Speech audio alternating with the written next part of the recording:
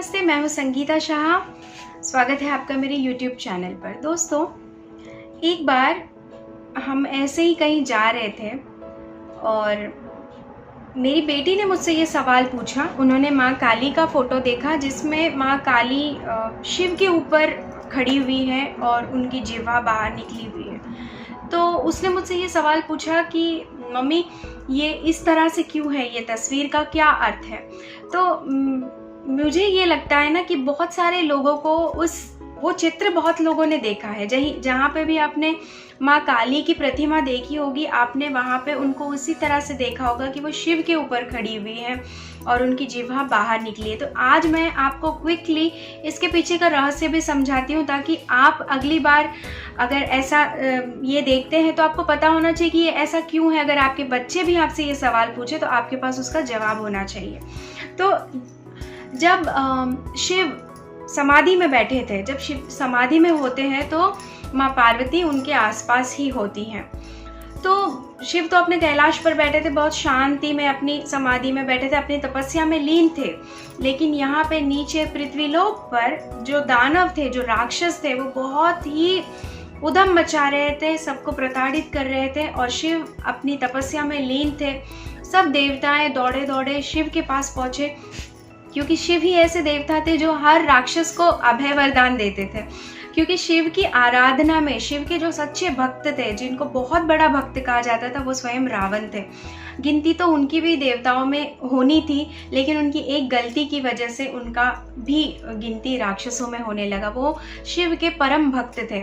मैं आपको ये बता दूं कि जब शिव के घर का वास्तु पूजा हो रहा था, तो उस वास्तु पूजा के पंडित स्वयं जो है रावण थे। वो बहुत ही बड़े विद्वान पंडित थे। ठीक है, तो ये तो बात अलग हुई।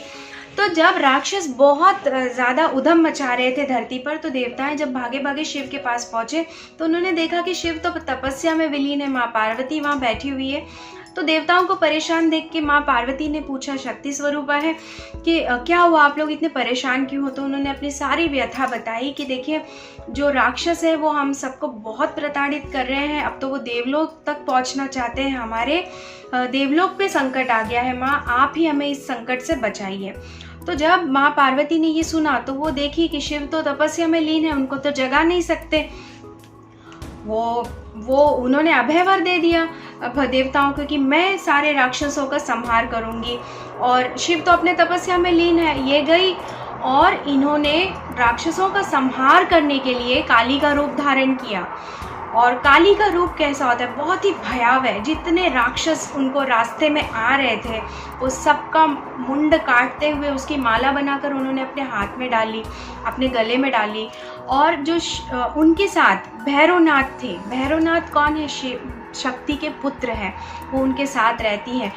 और जो 64 योगिनियाँ हैं, वो भी उत्पन्न हो गई, वो भी माता के पीछे चलने लगी। तो आगे आगे माता, उनके पीछे भैरव जी और उनके पीछे 64 योगिनियाँ। इनकी किलकार से पूरे ब्रह्मांड में ऐसी ध्वनि उत्पन्न हो रही थी कि राक्षसों के हृदय कांपने लगे। जब माँ ने काली का अवतार धारण किया तो उस भयावह रूप को देखकर ऐसे ही राक्षस मर गए। उस किलकार, जो माँ जो किलकार लगा रही थी, जो भैरव जो किलकार लगा रहे थे, योगिनियाँ जो किलकार लगा रही थी, तो पूरा कहते हैं ना कि पूरा यूनिवर्स ऐसे कांप रहा था कि क्या होगा। तो रक्त बीज को मारने का बहुत बड़ा जो है माँ के सामने एक चुनौती थी, क्योंकि रक्त बीज को वर था कि उसका एक भी रक्त की बूंद जहाँ गिरेगी वहाँ से 100 रक्त बीज जन्म लेंगे। तो माँ ने क्या सोचा कि उसको जो है ना, उसका खून गिराएंगे ही नहीं, उसको माँ चबा गई। तो जहाँ मुंह में उनका जब भी रक्त गिर रहा था, तो वो रक्त में से और 100 रक्त बीज निकल रहे थे। माँ अपने दांतों तले उनको चबाते हुए रक्त बीज का उन्होंने वध किया। माँ के पास एक खप्पर था। जब माँ काली के अवतार में थी तो उनको अपना खप्पर खून से भरा हुआ चाहिए, क्योंकि वो उग्र स्वरूप में आ गई थी, क्योंकि उनको राक्षसों का वध करना था। और उनके पीछे भैरव, क्योंकि योगिनियों को मांस चाहिए और माँ को खून चाहिए। उनको वो खून की प्यासी हो गई थी उन राक्षसों के। तो भैरव बाबा जो है माँ को कहते थे, लाओ मांस लाओ। और योगिनियों को मांस चाहिए। अगर योगिनियों को मांस नहीं मिलेगा तो उनको कंट्रोल करने वाले कौन है? भैरव बाबा। तो भैरवनाथ उनको कंट्रोल कर रहे थे, इस तरह से वो हो रहा था और उन्होंने ऐसे ऐसे करके सारे राक्षसों का वध कर दिया। अब वो तो काली के रूप में, उनका खप्पर खाली हो रहा था, उनको अपना खप्पर खून से चाहिए, अब कोई नहीं बचा। तो अब माता रानी स्वयं देवलोक की ओर आगे बढ़ी कि अब सारे राक्षस वध हो गए लेकिन मेरा खप्पर नहीं भरा, मुझे खून का खप्पर भरना है, मुझे खून पीना है। फिर क्या हुआ, माता रानी तो अपने उग्र स्वरूप में है, तो देवताएं कांप गए उनके उस उग्र स्वरूप को देखे, उनकी आंखें ऐसी लाल और वो उग्र स्वरूप। तो देवताओं जब वो देवलोक की ओर बढ़ने लगी, क्योंकि भैरव कह रहे हैं कि योगिनियों को जो है मांस चाहिए और माता रानी का खप्पर भरना है, तो अब माता रानी को कंट्रोल कौन करेगा, क्योंकि शिव जो है, शिव ही अपनी शक्ति को कंट्रोल कर सकते हैं। क्योंकि आपने वो न्यूट्रॉन और एटम के बारे में सुना होगा, अगर वो दोनों एक साथ घूमते हैं तो एनर्जी प्रोड्यूस होती है। तो ये शिव और शक्ति का ही रूप है, जो आज आप साइंस में पढ़ते हैं, न्यूट्रॉन और जो जिससे एनर्जी पैदा होती है, वो शिव और शक्ति ही है। अगर वो नहीं रहेगा तो शक्ति को कोई कंट्रोल नहीं कर सकता है, शक्ति को अगर कोई कंट्रोल कर सकता है वो स्वयं शिव है। फिर देवता जो है भागे भागे शिव के पास गए, उनसे प्रार्थना की, याचना की कि हे प्रभु आप अपने जो है क्या कहते हैं, तपस्या से बाहर आइए, माँ आप शक्ति को कोई कंट्रोल कर सकता है तो वो सिर्फ आप है। तो जब शिव की आँख खुली, उन्होंने सारी चीज़ जानी, तो बोले कि आप लोगों को शक्ति को कहना ही नहीं चाहिए था, शक्ति शिव के साथ ही कंट्रोल में रह सकती है। अगर जब वो शिव से अलग हो जाती है तो वो आउट ऑफ कंट्रोल हो जाती है, तो शक्ति के ऊपर कौन कंट्रोल करेगा, शिव। फिर शिव बोलते हैं अब मैं शक्ति को कैसे रोकूं, तो वो देवलोक के रास्ते में जाके सो जाते हैं। तो माँ तो एकदम अपने उग्र स्वरूप में, उन्हें नहीं पता, वो ऐसे ही एकदम चली आ रही है। और जब उनका पैर शिव के ऊपर पड़ता है तो वो नीचे देखती, उनको लगा कि कोई और अभी शरीर मुझे मिल गया जिसमें से मैं खून निकालूंगी। तो वो देखती है कि मेरे पाँव के नीचे तो मेरे स्वामी है, मेरे पति हैं। तब उनकी जिह्वा जो बाहर निकली है ना, वो लज्जा से निकली है, क्रोध से नहीं निकली है।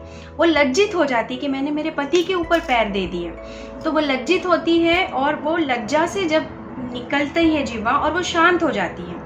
उनको लगता है कि अपराध हो गया, पति के ऊपर मेरा पाँव आ गया।